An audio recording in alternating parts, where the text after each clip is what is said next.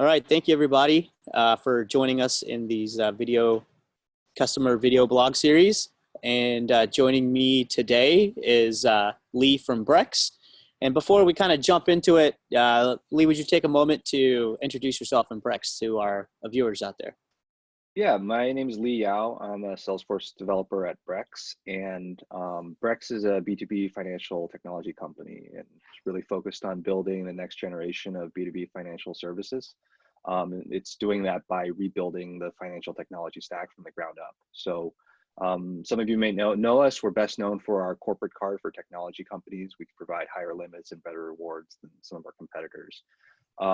At Brex, in my role as a Salesforce developer, I'm responsible for building systems and automating our sales, support, and operations processes.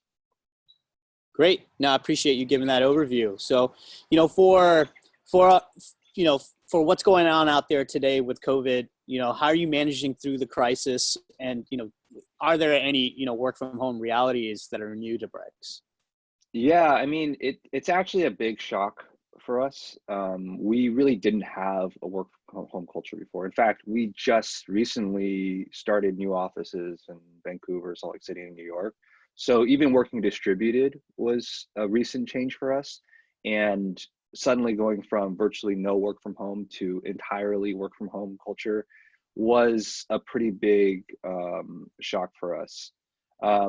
However, like from an actual working perspective, it didn't actually disrupt us that much because we did make a decision to go cloud first with a lot of our technology and infrastructure. So apart from a few things, it was relatively easy transition from a technology and a productivity perspective. I think the biggest challenges that we've been facing have really been more around communication and just coordinating our business in a distributed fashion, because again, that's not something that we were used to doing. Personally, I've kind of run into a few things. I mean, one, just getting real-time feedback in meetings is really difficult. A lot of people aren't very comfortable like having their camera shared, for example, or just working in a situation where there's like 10 people on a meeting and everybody's muted. So I've been working to try to almost over engage, like have more meetings, speak out more, just because getting used to working in a distributed meeting and getting your voice heard and making sure the ideas can flow as naturally as they would in a real setting, it takes a little bit more effort and is a different skill set. Yeah, no, most definitely. I could understand that. Are there any like tips you can give people kind of going through that? I mean, I think the main thing is, as uncomfortable as it is, have a camera on. I know a lot of people don't like it. Zoom has a touch-up feature, so you can kind of make yourself look a little bit better. They got these fun backgrounds we've been using. So, I mean, we've really been encouraging people to put backgrounds. There's video backgrounds you can do. One of our employees had like this background where there's a little baby that's annoying him the whole time, kind of in the background. It's a lot of fun. Yeah.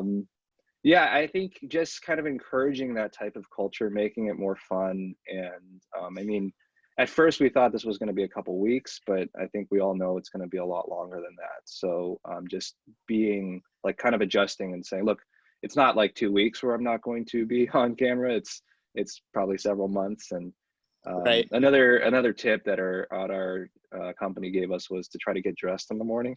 It's Yeah. really easy to go in your pajamas and just not move the whole day, but kind of putting yourself in that kind of work mindset when you're coming onto these meetings also helps a lot.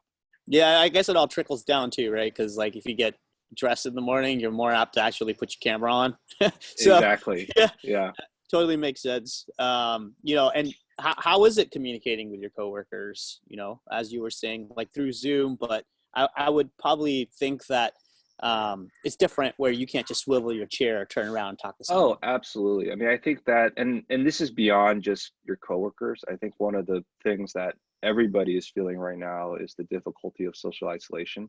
Um, I mean, at work, from a kind of a business standpoint, you're right. You could just swivel your chair. There's all these conversations, micro conversations that happen throughout a day where even it's just like asking, oh, how's your weekend? Or like, how your kids doing? Like, those are things that people aren't used to doing over a remote meeting, because it's just like, why are you asking me that in Yeah. this, right? That's like a kind of a casual conversation. So it has been hard, and we've actually made an effort, at least in our team, to dedicate time for that. Just like talk about what's going on with our lives, how are we all doing, telling jokes, playing games. Like we found some distributed games you can play where you can all play online at the same time.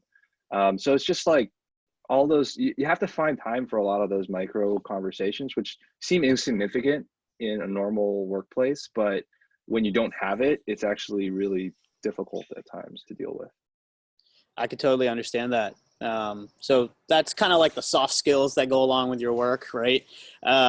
With the remote. So tell me about the hard skills. Like, how are your data tech initiatives progressing? You know, are they progressing as planned? Did you guys kind of put a hole to it?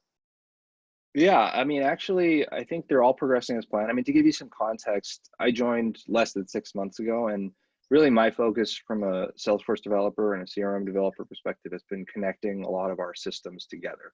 We're a relatively new company, and as a startup, a lot of things are changing all the time. Mm, So we used to be able to really handle things with manpower and spreadsheets, and I mean, I'm sure I've worked at some big companies that do the same thing, but there was always a focus to like, let's unify our data sources so that our front office and back office and developer systems can work together, yeah. because we want to kind of drive automation and whatnot. So that was my focus coming in, and now, especially in the reality we're in, we find there's a bigger need for that more than ever because we were distributed. I mean, going from a place like we were talking about where someone can just turn around and talk to somebody or walk over to somebody's desk, there's not really that. And it's not really feasible to set up micro meetings with everybody all the time. You have to be able to work distributed. So if anything, it's actually increased the urgency around a lot of our projects, a lot of my projects at least, to drive more automations, process standardization, drive more reporting so that we know what's going on. You can't just check in with somebody normally. And these are all things that we want to do, and every company really wants to do. But I think because we are cloud first, and because of the nature of my work is cloud development in a lot of ways, there's a bigger emphasis on that world. Yeah, and I feel like this is probably going to drive a lot of companies to, you know, I guess step on the gas when it comes to the automation of business processes, because you just never know when things like this happen, right? And I think it'll kind of future-proof them. Oh yeah, absolutely. I mean, just even without future proofing, it's just something that there's efficiency to be gained from it, and there's a lot of benefit to be gained. And I think the the point that always holds it back is, oh, okay, is it worth the time? Is it worth the effort? Like, we can just throw another two people at this instead of investing all this time and energy to build this automation. Mm-hmm. But again, like, I think the situation we're in now has almost been a catalyst for that, because it's like, it doesn't work that way anymore. You can't just necessarily do that as easily as before. So let's spend more time. Let's invest in some of these automation technologies so that we can get that. And then, I mean, after that's done, obviously we're all going to reap the benefits even after this is over. But yeah. That's great. That's great. And so, like, you know, we're a month into this now.